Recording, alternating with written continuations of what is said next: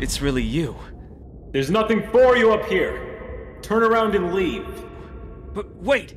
I need to know. The Craig Saga depends on it. I'm on the last chapter. I can't do it without you. And you know you can't do it without me. Craig.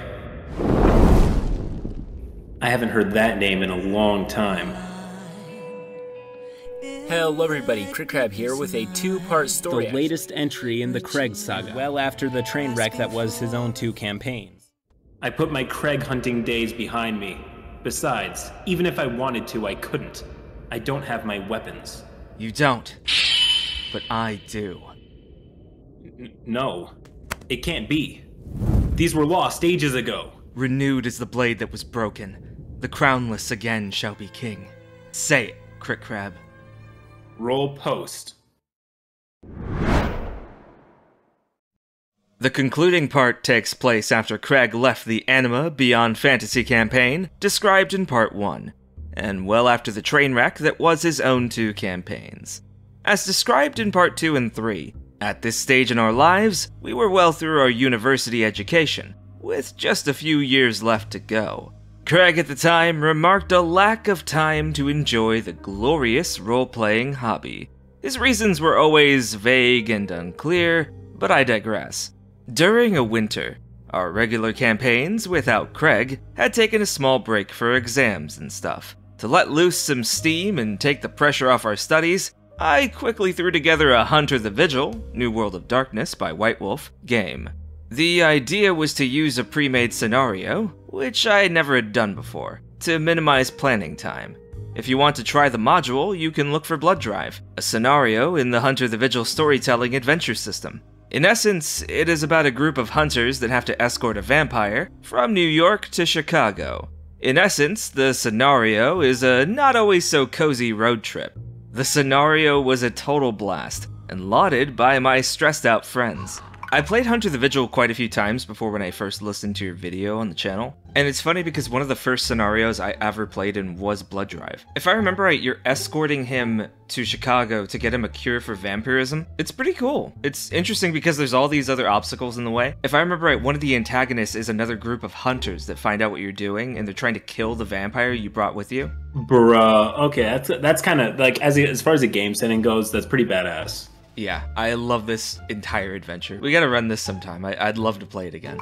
The problem arose when I, in my utmost ignorance, decided to run another module with the same system. This time, including Craig. When I pitched the idea of running Murder Will Out, another Hunter the Vigil game, Craig was positively brimming with excitement. Jake and Jacob, who you might remember from previous parts of the Saga of Craig, reused their old characters, which are not relevant to the story.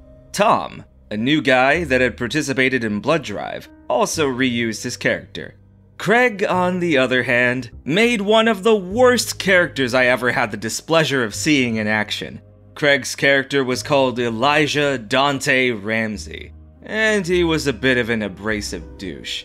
Seeing how the time available to prepare a decent character was limited, just a week or so, Craig just went to his wish fulfillment zone in the deep recesses of his addled mind. Elijah was a pretty boy private investigator that had left the police force because he thought they were too strict and that they followed the rules too much. Elijah was decidedly a quasi-vigilante that worked the streets. He was also a master seducer, gunman, and general badass. Woven tightly into his backstory was Craig's idealized waifu, a sickly, powerless girl without legs that lived in a hospital. She was, of course, incredibly pretty and submissive, just the way Craig likes it. I cannot remember her name, but Craig's character referred to her as Dollface. Ugh. I think he found her when he worked a case. Back then, she had legs, and was the typical golden-hearted prostitute with a heavy narcotics problem that Elijah helped her out of. He had set up Dollface to be 100% dependent on Elijah for just about everything. He sent me a picture of a half-naked blonde anime girl taking a shower and said, "Yep, that's her. Well, she does not have any legs anymore, but you can imagine that girl minus 2 legs." Thanks, Craig. Thanks a bunch for sharing. In essence, Craig just wanted to play a wish fulfillment discount James Bond badass that got all the girls and shot all the bad people. No harm in that, really. The problem arises when you fail to separate your character from yourself. That would be Craig's ultimate downfall. See, there's definitely something wrong in playing a character like this for Hunter the Vigil. Like, the character he's playing, this badass, wish fulfillment James Bond super spy type, I just don't think that what he made actually jives with the fiction being presented here. Oh, that's absolutely true. There is a legitimate problem in not separating your character from yourself.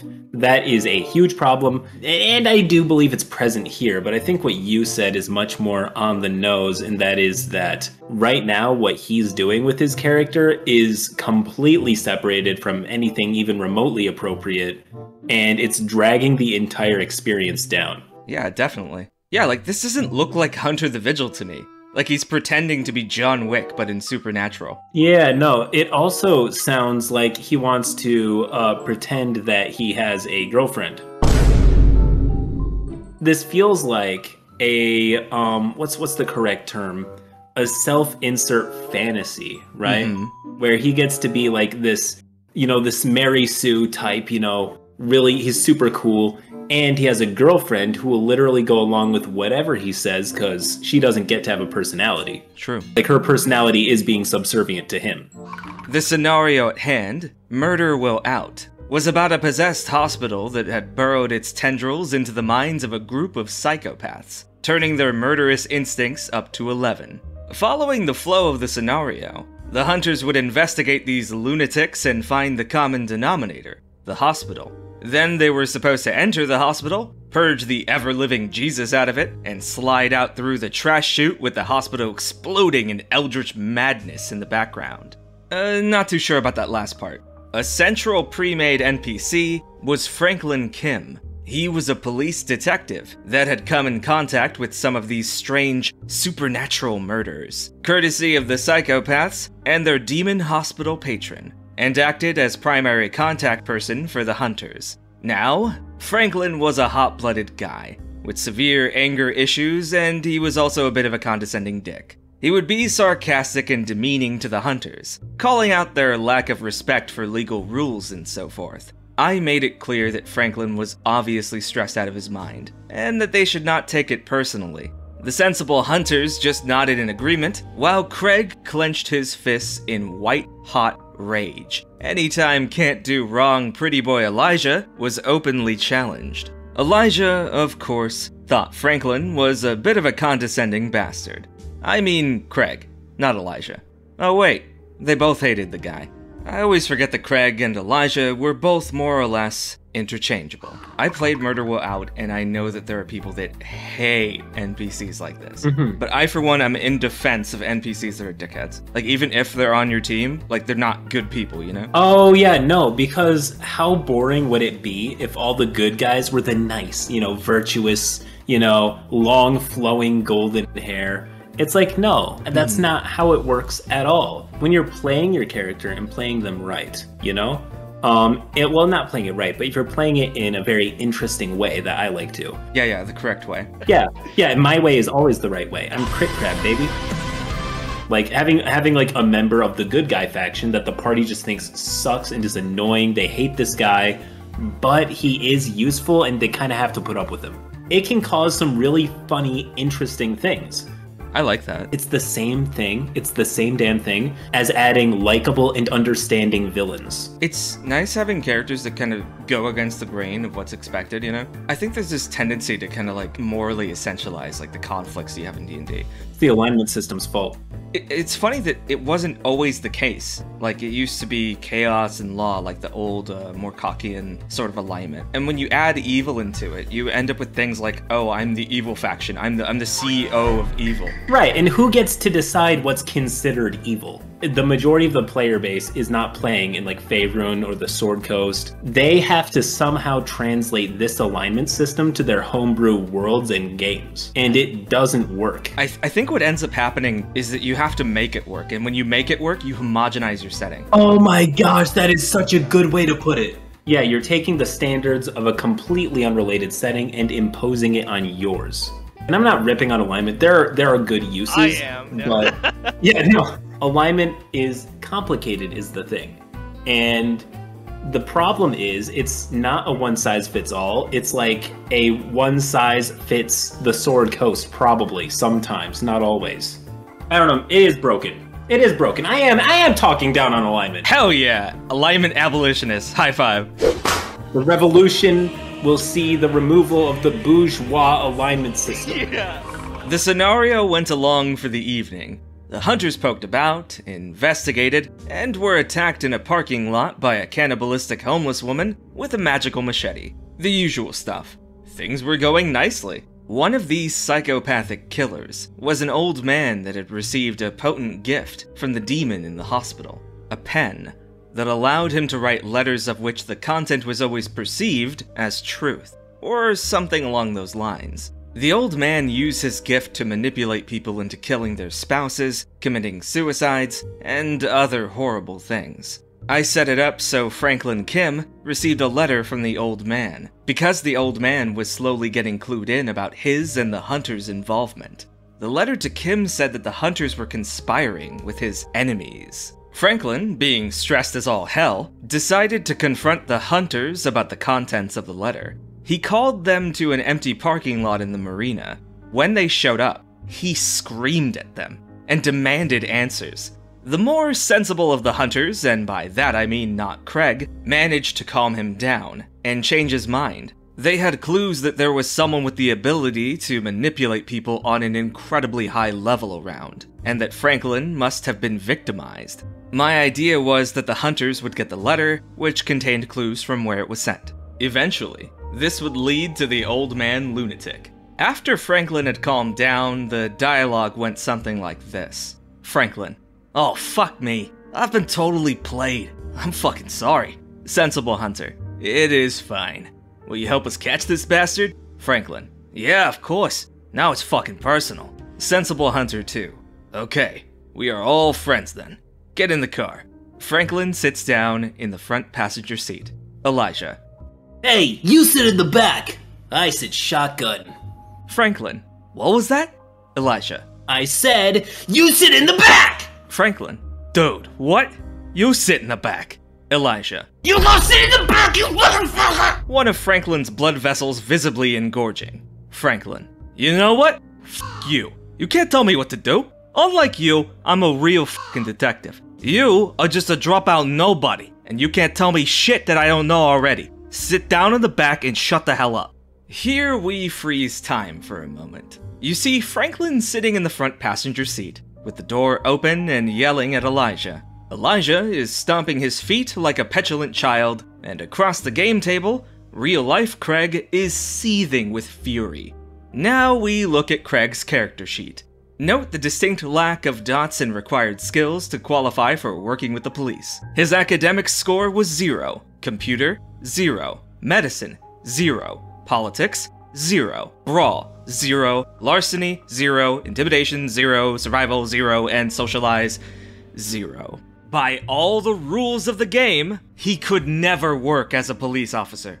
I had explicitly said this to Craig during character creation. I said, this guy couldn't be a cop. You have to rearrange his skills. Craig said, "Okay, whatever. I guess he just cheated his way through his exams and dropped out as soon as he could or something." I answered, sure, but then he won't really have any good contacts within the police department. Craig just went, "Whatever."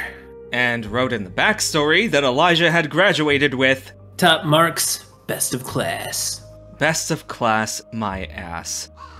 I'm literally not good at working with my community. I'm not good at getting people to follow orders. I don't know how to file reports. Yeah, I want to be an officer at top of my class. I can't fight. I can't talk. I don't know shit. I also can't survive. I don't know what survival 0 means. It probably means he's never touched grass in his life. It's so sad. Like, he's one of those bubble kids that, like, allergic to sunlight or something.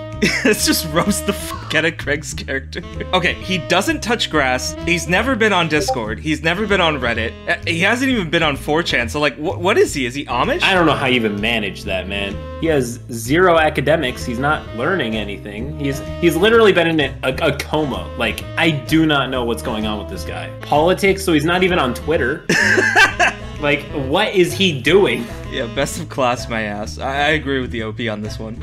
Time resumes. Elijah pulls a gun from his holster with his quick draw skill and points it at Franklin's face. Sensible hunters. Why don't we all calm down here? Elijah, put the gun away. Franklin. What the f is that supposed to mean? You gonna shoot me? Elijah. Get out of the car and you sit in the back. Sensible Hunter 3. Stop it, we are doing exactly what the psychopath wants. Franklin. You know what? No, you're not gonna shoot me just because I won't sit in the back. Now put that thing away and let's go. Elijah pulls the trigger, shooting Franklin straight through his right kneecap. Franklin. Motherfucker! Elijah drags Franklin out of the car and onto the parking pavement. Elijah. You don't speak to me that way. Now shut the fuck up before I take your other knee. Franklin. Oh, you've done it now, you little shit. I'm gonna take you away for good. Police sirens in the distance, reacting to the gunshot. Franklin. See, they're gonna nail you so bad, you fucking poser. Elijah sits down in the front passenger seat. Elijah. Let's go then. We don't need him anymore. Sensible Hunter 1. No, we won't try to outrun the police. You have to drop the gun and try not to make this any worse. Police patrol car arrives. 2 officers step out with their service guns drawn. Policeman. Drop the gun and step out of the vehicle. On your knees and keep your hands up where we can see them. At this point, Craig complains that the police showed up on site excessively quick. Franklin. You really think I'll come here alone? I was prepared to take you all in. You really done f***ed up now. In a sudden surge of uncharacteristic clarity, Elijah realizes that shooting his way out of this situation would be impossible. He drops his gun and obeys the officers, whom proceed to cuff him and put him in the back seat of the patrol car. Now we go back to the table. Craig is absolutely fuming with poorly veiled rage. He asks if he should just leave, seeing how his character was just put out of commission. I replied that that was not necessarily the case, and that the other hunters perhaps would be able to talk with Franklin and have him release Elijah. Craig would have none of that, and just started packing up in a very hasty fashion. One of the other players said that he did not have to leave, and that they would indeed try to get Elijah out. Their promises fell upon deaf ears, and Craig went into the hallway to get dressed in his outdoor clothing. The table was silent for quite a while, until I asked, "So what do you guys do now?" Slowly the game started going again. Suddenly, Craig storms into the room again, fully dressed to leave. What follows was more or less incoherent screaming and accusations. To start off, we were all spiteful idiots and bad people. Myself in particular was some form of monster that had it out for him in particular. I stated, in my defense, that there had to be consequences for everything, and that I was sorry that he had taken it so personally. Separating the self from the character is essential after all. Apparently, that was not good enough, and he laid on me all manner of accusations. I was a terrible storyteller, I was a horrid friend, I made fun of him, I harassed and persecuted him. I was utterly stunned. Never once had he said a bad thing about me, at least not to my face or what I know of. On numerous occasions, I had asked for feedback like, "Did you like this type of scenario? Is there anything you would like different in the future?" Not once did Craig have anything bad to say. He just kept saying how fantastic everything was. Judging from his meltdown, that was not the case, and everything he had kept locked away just poured out like spiteful vitriol from his mouth. The other players were shocked as well, positively stunned into silence. Craig finished his tantrum with the words, "I never want to play with you again! You in particular!" and pointed at me. Then he ran out of the apartment and slammed the door as hard as he possibly could, probably waking up the neighbors in the process. We were silent for a little while. Then Jacob spoke, in a deadpan voice. "Well, shit. Let's play a round of Munchkin to calm ourselves down." We did just that. It was awesome. Munchkin is a great game. The morning after, Craig had erased all contact points with the other players and me. He went completely AWOL, and was nowhere to be found. Those of us that remained were more or less relieved that Craig had left. He was our friend, sure, but one of those friends that take energy rather than give energy, you know? The whole ordeal gave not only me, but the entire group a whole different perspective. Together, we pieced together the puzzle of Craig. Not that it made us that much wiser. At least we concurred that he was a bit of a weird guy. Weird enough to warrant a small series on some subreddit at least. Sometimes we talk about his shenanigans as a warning example, but I can't say that we've suffered any lasting damage. He made us stronger, if nothing else, and saved us a whole lot of energy drainage. I have no idea what happened to Craig after that. He just disappeared into the mists of life. At one point, I know he got a girlfriend. I just hope he realizes that his own bizarre ideals are incompatible with reality, and that he treats her well. Hopefully he'll grow up and realize that neither Dollface nor Ray is the best girl. They are just idealized concepts of something that is best left where it belongs, in our fantasies. That's all, folks. See you around. TLDR. That guy player is overexcited about a game, then proceeds to paint himself into a corner by kneecapping a police officer, then flips out and accuses the whole group of conspiring against him, willfully terminating his place in the gaming group in the process. And with the final swing from my blade, it is done. You did it. No, we did it.